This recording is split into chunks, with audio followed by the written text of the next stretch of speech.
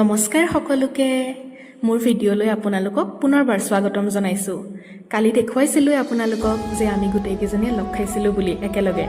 তো আজি হৈছে তাৰ পিছৰ দিনাখন। সেই ৰাতিপুৱাই উঠি পেলাই মই বাহিৰত বোলো অলপ সময় ৰ'লোঁ, যিটো ইমান ধুনীয়া লাগে। তাৰপাছত আহি পেলাই গোটেইকেইজনীৰ কাৰণে চাহ বনালোঁ।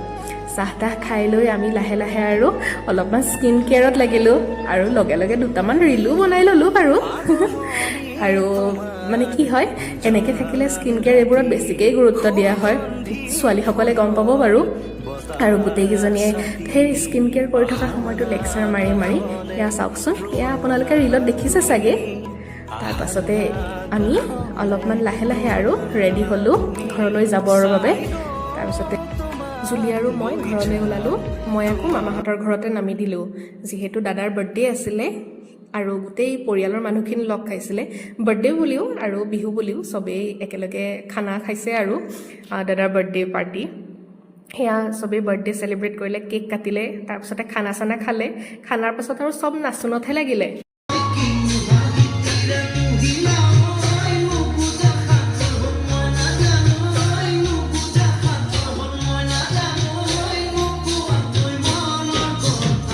চবেই মানে মাহঁতৰ বায়েক ভনীয়েক গোটেইখিনিয়ে ইমানেই চখিন যে নাই কোনো ঘৰলৈ নাযায়, বিহু নাচিহে যাব মুঠতে।